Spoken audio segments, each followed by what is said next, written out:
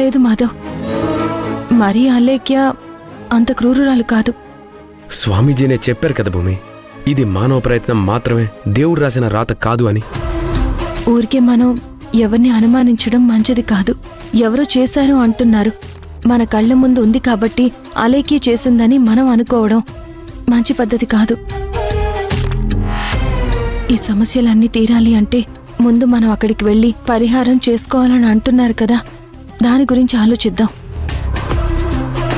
నా మీద ఎవరు ప్రయోగం చేశారు, ఏం చేశారు అవన్నీ ఇప్పుడు మాట్లాడుకోవడం అనవసరం.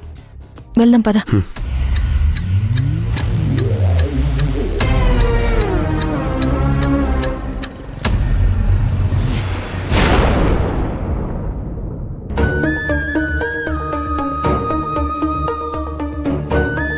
ఎరా మాధవ్, జ్యోతిష్కుడిని కలిసారా? ఏమన్నారా? వెంటనే మమ్మల్ని బయలుదేరమని చెప్పారక్క. పోయినసారి కూడా అలాగే చెప్పారా, కానీ అనుకున్నట్టుగా వెళ్ళలేకపోయారుగా. పరిహారం చేయడానికి ఎన్ని సమస్యలు వచ్చినా మమ్మల్ని ఆగొద్దని చెప్పారు. ఆ రోజే వెళ్లకుండా ఏం చేస్తున్నారని కోప్పడ్డారు. ఇప్పటికైనా వెళ్ళి రమ్మని కొంచెం గట్టిగా చెప్పారు.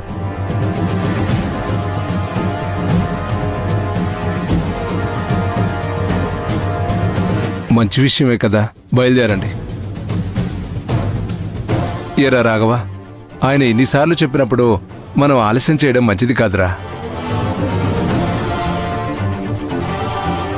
ఇంట్లో వాళ్ళకి మంచి జరుగుతుంది అనుకున్నప్పుడు ఇంకా ఆలోచించడం ఎందుకురా? మేమిద్దరం ఎప్పుడు వెళ్ళడానికైనా సిద్ధంగా ఉన్నాం. మాతో పాటు బావగారు, అలేఖ్య ఇద్దరు రావాలి కదా. మీ నలుగురిని వెళ్ళిరమ్మన్నప్పుడు వెళ్ళాలి కదా, వెళ్ళేసి రండి.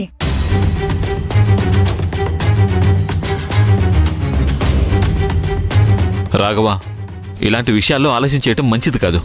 ఏమంటావు?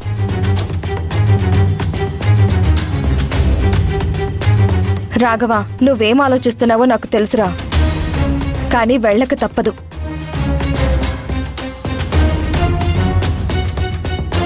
బావగారు, మనకు ఇల్లు, ఇంట్లో వాళ్ళు ముఖ్యం.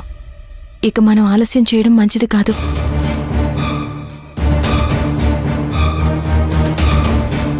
నేను వస్తాను బావా.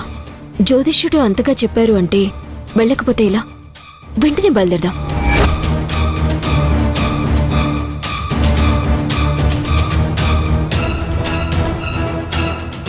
ప్లీజ్ బావా, వద్దనుకో. అక్కడ నేను ఏ తప్పు చేయను, పద్ధతిగా ఉంటాను.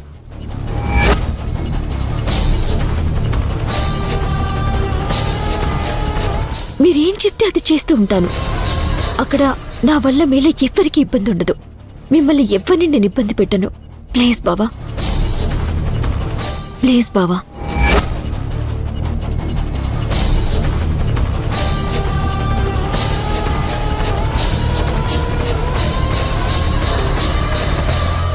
రేపే బయలుదేరదాం.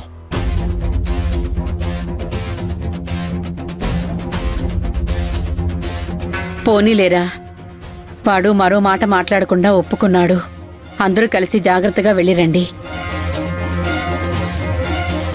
రేపే మీ ప్రయాణం అంటే ముందుగా దేవుడికి పూజ చేసి దండం పెట్టుకుని బయలుదేరితే మంచిది.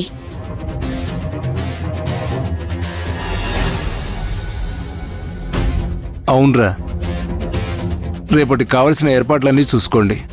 ముఖ్యంగా మీ అమ్మ చెప్పినట్టు పూజ చేసి బయలుదేరండి.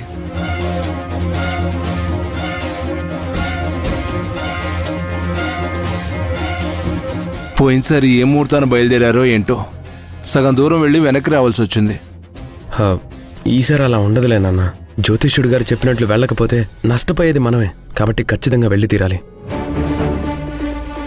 సరేరా, ఇప్పటికే అయినా ఆలస్యం చాలు. ఎలాగూ రేపు బయలుదేరుతామని అనుకుంటున్నారు కదా, వెళ్ళండి.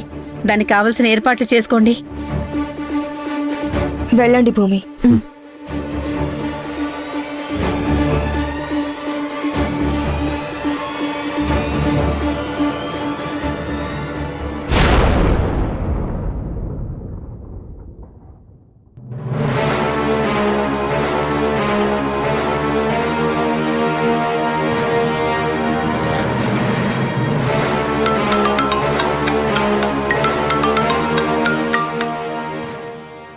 చెప్పలేఖ్యా ఏం జరుగుతుందక్కడ?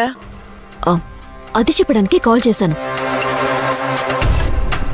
ఇప్పుడే భూమి మాధవ్ ఇద్దరు కలిసి జ్యోతిష్యుడి దగ్గరికి వెళ్ళొచ్చారు.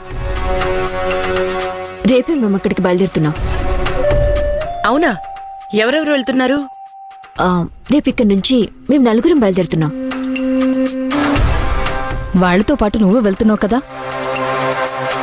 అక్కడ ఎలాగైనా సరే రాఘవ్కి నువ్వు దగ్గర అవడానికి ప్రయత్నించు. ఉమ్, నీ నుంచి ఏ తప్పు జరగకుండా మంచిగా దగ్గరవ్వు. నీ జీవితాన్ని స్టార్ట్ చేయి. అలాగే పిన్ని గారు. అలేఖ్యా, రాఘవ్కి ఎలా దగ్గరవుతావో అలాగే భూమిని కూడా ఈ భూమి నుంచి దూరం చేయాలి. హ, ఆ విషయం మైండ్లో మాత్రం పెట్టుకో. ఏం చేసినా జాగ్రత్తగా ఆలోచించి ఆచితూచి అడుగువేయి. నువ్వేం చేస్తావో నాకు తెలీదు, కానీ భూమి మాత్రం చచ్చిపోవాలి. తిరిగి మళ్ళీ మీతో పాటు ఇక ప్రాణాలతో రాకూడదు. ఈ పని చేయడానికి ఇక్కడి నుంచి ఎలాంటి సహాయం కావాలన్నా సరే నిరభ్యంతరంగా మమ్మల్ని అడుగు, మేం చేస్తాం. మీ పగ నా పగ తీరాలి అంటే ఆ భూమి బతికి ఉండకూడదు. నా బావకి దగ్గరవ్వటానికి ఎంతలా ప్రయత్నిస్తానో ఆ భూమి ప్రాణం తీయటానికి కూడా అదే విధంగా ప్రయత్నిస్తాను. ఆ భూమి వల్ల నా కొడుకు నాకు దూరం అయ్యాడు. ఖచ్చితంగా అది మాత్రం తిరిగి రాకూడదు. మేమిక్కడి నుండి నలుగురం బయలుదేరుతున్నాం. అక్కడి నుండి వచ్చేటప్పుడు కూడా నలుగురమే వస్తాం.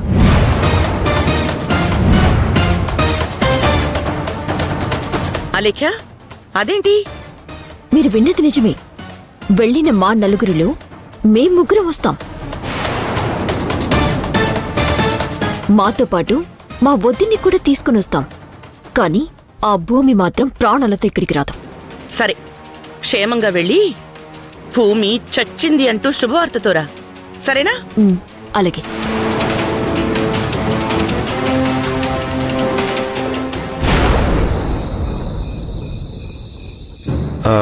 ఉదయాన్నే బయలుదేరాలన్నయ్య. అన్నీ సర్దుకున్నావో లేదో కనుక్కుందామని వచ్చాను. అన్నీ సర్దుకున్నానులేరా. నువ్వేంటిక్కడ? ఎందుకొచ్చావు? నీతో మాట్లాడాలి బావా. నువ్వు నాతో మాట్లాడేదేంటి? నీతో మాట్లాడాల్సిన అవసరం నాకేం లేదు. వెళ్ళి బయటికి. ప్లీజ్ బావా, ఒక చిన్న విషయం చెప్దామని వచ్చాను. ఏదో చెప్పాలంటుంది కదన్నయ్య, ఊరికి వెళ్ళడం గురించేమో. నేను నీతో సెపరేట్గా మాట్లాడాలి బావా. రే నువ్వాగు. నువ్వు నాతో ఏకాంతంగా మాట్లాడడానికి మన మధ్య మాటలు లేవు. వాడు నా తమ్ముడు.